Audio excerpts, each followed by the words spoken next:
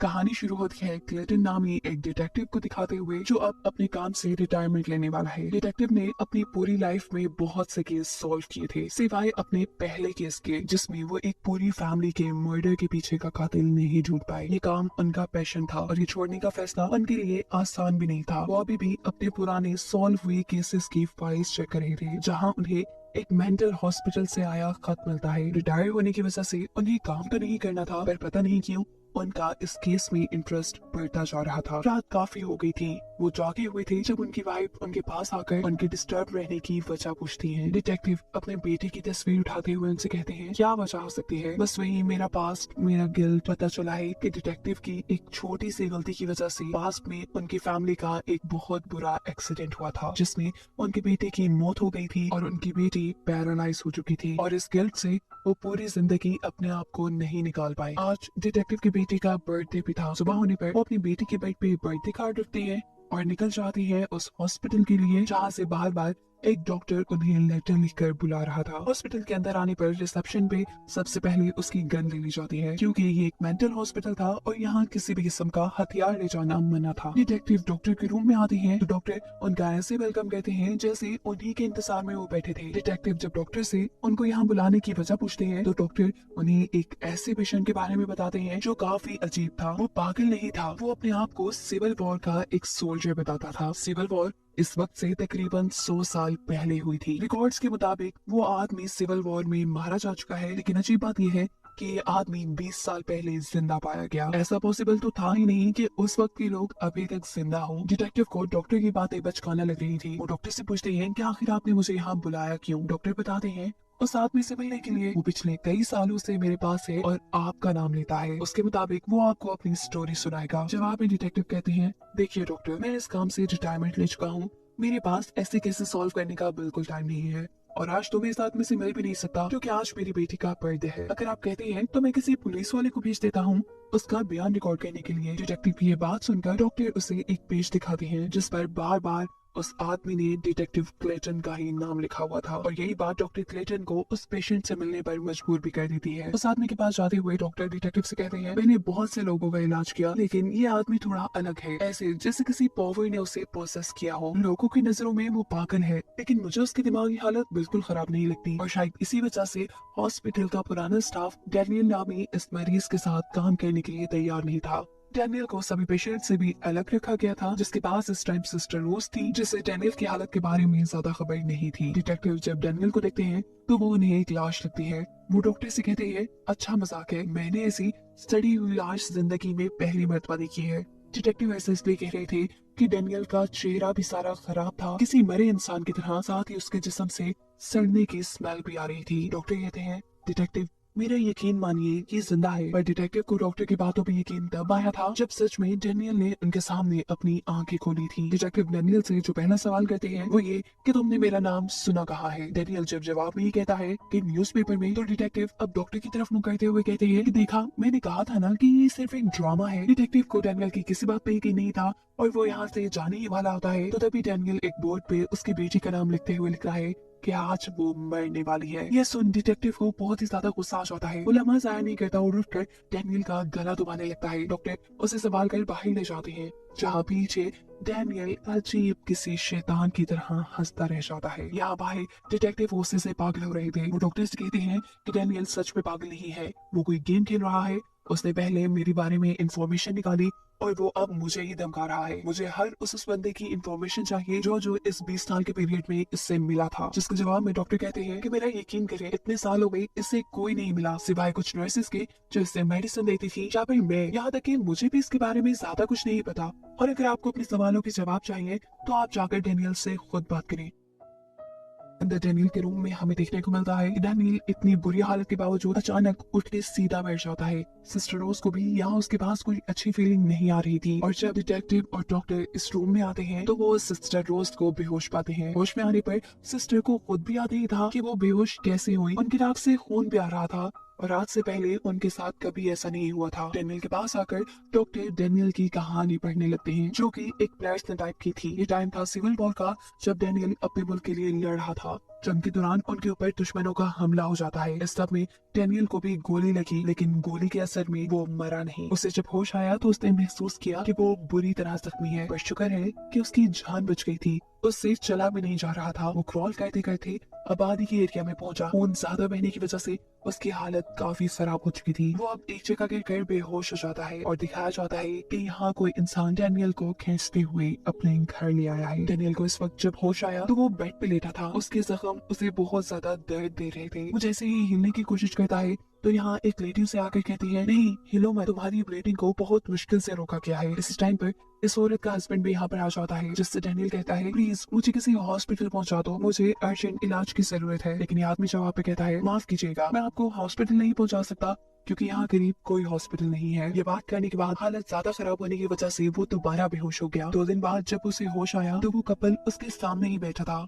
वो आदमी अब डेनियल से कहता है, देखो हम तुम्हारी मदद कर रहे हैं, तुम्हें यहाँ रख रहे हैं, इसलिए तुम्हें हमारे कुछ असूल मानने पड़ेंगे। पहला ये कि तुम यहाँ रिलीजन या गॉड की कोई बात नहीं करोगे, और दूसरा ये कि ना हमें तुम्हारा नाम जानना है ना तुम हमारा नाम जानोगे। हम एक दूसरे को नामों से भी नहीं बुलाएंगे। यार डेनियल उनसे रिक्वेस्ट करता है कि प्लीज आप मेरे साथियों तक मेरे जिंदा होने की खबर पहुंचा दें, वो खुद मेरी मदद को आ जाएंगे। लेकिन वो आदमी जवाब देता है, नहीं हम ऐसा नहीं कर सकते, क्योंकि ना हम जंग का हिस्सा है और ना ही बनना चाहते हैं। रात में कोई जोर से डेनियल का बेड हिलाता है। डेनियल देखता है कि उसके कमरे में इस वक्त कोई भी नहीं था। वो थोड़ा डर जाता है, अब तो उसके यूरिन में भी ब्लड आने लगा था, और ये देखते हुए वो ये बात जान चुका था कि वो और ज्यादा दिन जिंदा नहीं रह पाएगा। अब सीन यही से कट होकर प्रेजेंट पे शिफ्ट होते हैं, जहाँ पर डॉक्टर डिटेक्टिव को डेनियल की कहानी सुना रही है। डिटेक्टिव जो हर चीज में लॉजिक ढूंढकर अपने केस सॉल्व किया करते थे, वो यहाँ डॉक्टर से कहते हैं, मैं इस कहानी को नहीं मानता, इसमें कोई लॉजिक नहीं है। बताओ कि एक इंसान इतने सालों तक जिंदा कैसे रहा, और वो भी उस वक्त में जब वो शदीद जख्मी और शदीद बीमार है। क्या आपको लगता है कि ये कोई मेडिकल यानी मुआवजा है? वो सिस्टर रोज से बात करते हुए कहते हैं, आप बताएं आपको क्या लगता है? सिस्टर रोज जो पहले से ही डरी हुई थी, वो डिटेक्टिव से कहती है कि मैं नहीं जानती, ये बात तो एक प्रिस्ट ही बता पाएंगे कि ये कोई मुआवजा है या कोई ओवर ही पावर है। इससे पहले कि आप डॉक्टर दोबारा कहानी सुनाना शुरू करते हैं, सिस्टर रोज उनसे एक्सक्यूज करके वॉशरूम के लिए चले जाते हैं, जहाँ पर उन्हें कोई अजीब सी ताकत, अजीब सा साया डरा देता है। यहाँ डिटेक्टिव डॉक्टर से पूछते हैं कि डेनियल की ये कहानी किस टाइप की। डॉक्टर बताते हैं कि ये एक नर्स टाइप की थी, लेकिन वो ये टाइप करते ही मर गई। उनको खतरनाक किस्म का कैंसर। इन्हीं बातों के दौरान यहाँ सिस्टर रोज उनके पास आती है और उनसे कहती है, प्लीज ये सब जो हो रहा है इसे रोक दें। मुझे लगता है कि उस रूम में डेनियल नहीं है, उस रूम में कोई इवल पावर है। सिस्टर रोज अब इस कहानी को और सुनना भी नहीं चाहती थी। वो इन्हें यहाँ किसी प्रीस्ट को बुलाने को कहती है, लेकिन डिटेक्टिव जिसे भूत प्रेत पे बिल्कुल यकीन नहीं था, वो कहता है, नहीं हम ये कहानी आज ही पूरी करेंगे और इस किस्से को आज ही निपटाएंगे। डॉक्टर कहानी सुनाना शुरू करते हैं और पास्ट में सीन वहीं से शुरू होता है जहाँ डेनियल की हालत काफी खराब है। डेनियल अभी उसकी कपल के घर पे है और उसे इस घर में कुछ अच्छी वाइब्स नहीं आती। उसे लगता था कि ये फैमिली कोई शैतानी काम करती है। हर रोज रात को कोई अजीब सी ताकत डेनियल को डरा जाती थी, और एक रात वो अगर आप अभी भी वीडियो में हैं तो लाइक और सब्सक्राइब करके जाइएगा ज़रूर। अजीब खौफनाक से दिखने वाली बूढ़ी औरत उसके कमरे में आकर पूरी ताकत से उसके बेड को इधर से उधर घुमा देती है। डेनियल बहुत ज्यादा डर जाता है। वो यहाँ से भागना चाहता था, लेकिन जख्मी होने की वजह से वो एक कदम भी नहीं चल पा रहा था। सुबह होने पर डेनियल इस घर के मालिक से इस घर की हिस्ट्री पूछता है, तो वो औरत बताती है कि ये घर उसके पेरेंट्स का था। वो लोग कई सालों से यहाँ रहते हैं, लेकिन पिछले 10-11 सालों में उनके साथ कुछ अजीब चीजें हुई। जैसा कि एक दिन उसकी माँ जब जंगल में गई तो वापस लौटने पर उनकी हालत काफी अजीब थी। उनका चेहरा ऐसे हो गया था कि जैसे वो मर गई हो। जिस्म में से सड़ने की बदबू आती थी, यहाँ तक कि वो चल भी नहीं पाई। फिर ये अजीब किस्म की बीमारी मेरी बेटी को भी हो गई। जब मेरी बेटी ठीक होती थी तो मेरी माँ बीमार हो जाती थी, और जब माँ ठीक होती थी तो मेरी बेटी बीमार हो जाती थी। हमने बहुत से डॉक्टर से इलाज करवाया, लेकिन वो डॉक्टर ही मर गए। तो वे जो रोने की आवाजें सुनाई देती हैं, वो मेरी बेटी की ही हैं। अगर तुम उन आवाजों से डिस्टर्ब होते हो तो मैं तुम्हारे कमरे की सारे खिड़की दरवाजे बंद कर दूंगी। डेनियल कहता है कि यहाँ कोई बुढ़ी औरत भी मुझे डराने आती है। इस औरत को लग रहा था कि डेनियल उसकी माँ के बारे में बात कर रहा है, जो काफी सालों से चल भी नहीं पाई, और अपनी माँ का मजाक उड़ाते देखकर वो इस आदमी को खूब डांटती है और कहती है कि तुम मजाक उड़ा रहे हो हमारा। डेनियल कहता है नहीं नहीं, मैं मजाक नहीं उड़ा रहा। मुझे सच में कोई बूढ़ी औरत डराती है। वो कोई और ताकत भी हो सकती है जिसका ये औरत कोई भी जवाब ना देते हुए यहाँ से बाहर चली जाती है। और सीन कट होकर दोबारा प्रेजेंट में शिफ्ट होते हैं, क्योंकि अभी अभी डेनियल ने अपनी कहानी में किसी इवल पावर का नाम इस्तेमाल किया था और सिस्टर रोज को भी ये मामला किसी इवल पावर यानी किसी शैतानी ताकत से रिलेटेड लग रहा था। इसलिए अब सिस्टर रोज को तो उसकी बातों पे यकीन आना शुरू हो जाता है, लेकिन डिटेक्टिव उसकी बातों पे यकीन नहीं करने वाले थे। वो डेनियल से पूछते हैं, आखिर बता भी दो कि तुम हो कौन और ये सारी कहानी तुम घर क्यों रहे हो। इससे पहले कि डेनियल कोई जवाब देता, डिटेक्टिव को याद आता है कि आज उनकी बेटी का बर्थडे है, उन्हें घर वापस जाना है। वो यहाँ से निकल जाते हैं और बाहर जाने पे उन्हें पता चलता है कि बहुत तेज बर्फबारी हो रही है। वो अपने घर भी नहीं जा पाएंगे। लाचार उसे हॉस्पिटल के अंदर वापस आना पड़ता है। डेनियल की टाइप हुई सारी कहानी उसके हाथ में थी, जहाँ वो नोटिस करता है कि उसकी कहानी में बहुत से कैपिटल अल्फाबेट्स हैं, जिनको मिलाने से कुछ वर्ड्स बन रहे थे। अब वो क्योंकि यहाँ से बाहर तो जा नहीं सकते थे, तो रास्ता उनके पास यही रह जाता है कि वो इस कहानी पे ही सही से रिसर्च करें। उन्हें अब डॉक्टर पे भी शक होता है कि कहीं वो तो उससे कुछ छुपा तो नहीं रहे, इसलिए वो छुप कर डॉक्टर के रूम में जाकर वहाँ की तलाशी लेना शुरू करते हैं। उससे डॉक्टर के रूम के पीछे एक और रूम नजर आता है, जहाँ पर डेनियल की केस की फाइल्स रखी हुई थी। इस फाइल में डेनियल की पुरानी तस्वीरें थी, जहाँ डेनियल ने कई मरतबा अपने जिस्म पर डिटेक्टिव क्लेटन का नाम लिखा था। वो डॉक्टर के पास आते हैं और उनसे डेनियल का पुराना कमरा देखने की डिमांड करते हैं। यहाँ आकर डिटेक्टिव डॉक्टर से कहते हैं, अगर कुछ और भी आप इस केस के बारे में जानते हैं तो मुझे साफ साफ बता दें। जिसके जवाब में डॉक्टर कहते हैं, जितना मैंने आपको बताया यही बस मैं जानता था। और एक अजीब चीज ये भी थी कि इससे पहले डेनियल जिस हॉस्पिटल में था, उस हॉस्पिटल के लोगों ने डेनियल को वहाँ से बाहर निकाल दिया, क्योंकि उनका मानना था कि जो डेनियल के पास ज्यादा देर रहता था वो बीमार होकर मर जाता था। और उनकी बात काटते हुए सिस्टर रोज उन्हें कहती हैं कि मैं जानती हूँ डेनियल के साथ क्या मसला है, उसके ऊपर एक शैतान का साया है। वो डॉक्टर से कहती है, हमें फौरन किसी प्रीस्ट को बुलाना चाहिए, ये सब हमारे बस का नहीं है। तब डिटेक्टिव सिस्टर रोज को रिलैक्स करते हुए कहते हैं कि मुझे लगता है कि जिस नर्स ने ये सारी कहानी टाइप की थी, शायद उसकी दिमागी हालत ठीक नहीं थी। उसने इस कहानी में अपने आप से भी कुछ ना कुछ ऐड कर दिया है और साथ ही मेरे बारे में इंफॉर्मेशन भी लिख दी। अभी वो लोग यही बात ही कर रहे थे कि अचानक उन्हें डेनियल की खौफनाक सी आवाज बेसमेंट से सुनाई देती है। ये लोग जब बेसमेंट में आते हैं तो डेनियल उसी तरह अपने बेड पे लेटा था। डिटेक्टिव अब दोबारा उसकी स्टोरी उठाकर सिस्टर रोज से कहते हैं कि इसमें जितने भी कैपिटल अल्फाबेट्स हैं उनको लाइन से लिख दे। सिस्टर रोज शुरू से उस कहानी के कैपिटल अल्फाबेट्स को साथ साथ जोड़ने लग जाती है, जबकि डिटेक्टिव कहानी का आखिरी हिस्सा पढ़ना शुरू करते हैं और सीन्स दोबारा एक बार पास्ट में शिफ्ट हो जाते हैं, जहाँ इस मर्तबा दिखाया जाता है कि वो बूढ़ी लेडी जो 13 साल से बिस्तर पे ही थी, यानी चल नहीं सकती थी, वो उठकर डेनियल को डराने के लिए उसके कमरे में आती है।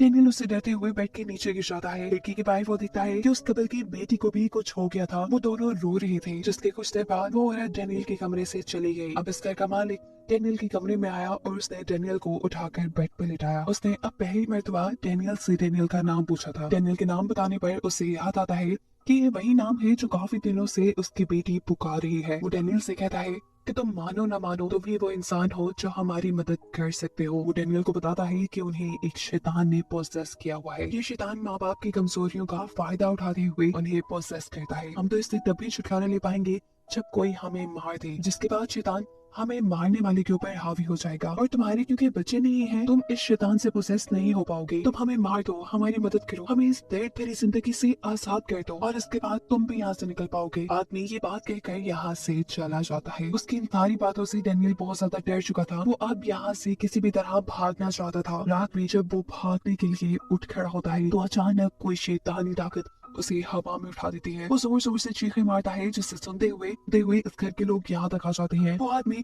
डेनियल को टांगों से पकड़कर नीचे की तरफ खींचता है। पीछे आते ही डेनियल अब इन सारी चीजों से बहुत ज्यादा डर चुका था और डरने की वजह से वो अब बिना कुछ सोचे समझे किसी चीज का इस्तेमाल करते हुए उस आदमी को मार डालता है, जिसने अभी उसे हवा से नीचे उतारा था। इसके बाद वो इस आदमी की वाइफ, इसकी बेटी और उसकी माँ सभी को मार डालता है। डेनियल ने जब उस बुढ़ी औरत और बच्ची को मारा तब वो दोनों ही पोसेस हुई भी थी। डेनियल को उस बुढ़ी औरत को मारते हुए कोई मुश्किल नहीं हुई और जब वो बच्ची को मारने के लिए उसके पास गया था तो उस बच्ची को चैन से बांध के रखा गया था। वो बच्ची उसे मारने के लिए उकसा रही थी, जिसको मारने के बाद डेनियल यहाँ से जा चुका था। हम देख रहे थे कि इतना ज्यादा जख्मी होने के बावजूद डेनियल ऐसे चल रहा था जैसे उसे कुछ हुआ ही ना हो, जिसका साफ मतलब ये था कि शैतान ने अब उसे पोसेस कर लिया है। पता चलता है कि इसी फैमिली का मर्डर वो केस था जिसे डिटेक्टिव आज तक सॉल्व नहीं कर पाए थे। दिखाया जाता है कि अब तक सिस्टर रोज भी सभी कैपिटल लेटर्स को लिखते हुए एक सेंटेंस बना चुकी थी जहाँ लिखा था आई एम इन डैनियल, यानी मैं डैनियल के अंदर हूँ। और ये हिंट दी थी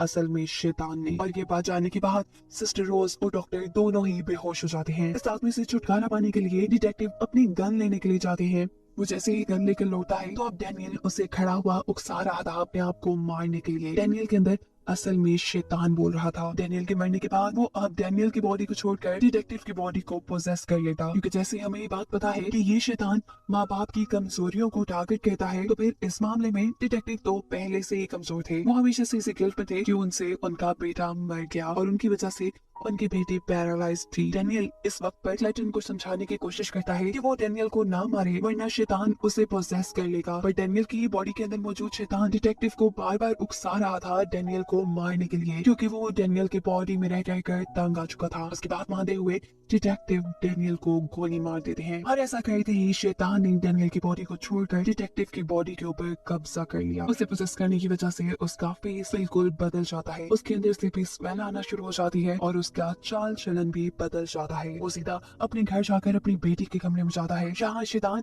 अब उसे उसकी बेटी को मारने को कह रहा था। लेकिन डिटेक्टिव एक मेंटली स्ट्रॉन्ग इंसान था, वो इतनी जल्दी शैतान की बातों में नहीं आता। अपनी बेटी और अपनी फैमिली को बचाने के लिए वो यहाँ अपने आप को ही खत्म कर देता है। अब क्योंकि किसी और ने डिटेक्टिव को नहीं मारा था तो शैतान किसी और की बॉडी में ट्रांसफर हो भी नहीं सकता था। शैतान को ऐसे उसकी भी बॉडी छोड़कर यहाँ से जाना पड़ता है। डिटेक्टिव की बेटी के लिए उसके बाप का उसकी आंखों के सामने मरना एक सबसे दर्दनाक मोमेंट था। वो अपनी मॉम के साथ गले लगकर रो रही थी, जबकि दूसरी तरफ हमें हॉस्पिटल में डैनियल को दिखाया जा रहा था जो अभी तक जिंदा है। वो अब कितना अर्सा जिएगा किसी को नहीं मालूम। उसके साथ यहाँ सिस्टर रोज और डॉक्टर को जिंदा दिखाते हुए ये कहानी यही खत्म हो जाती है।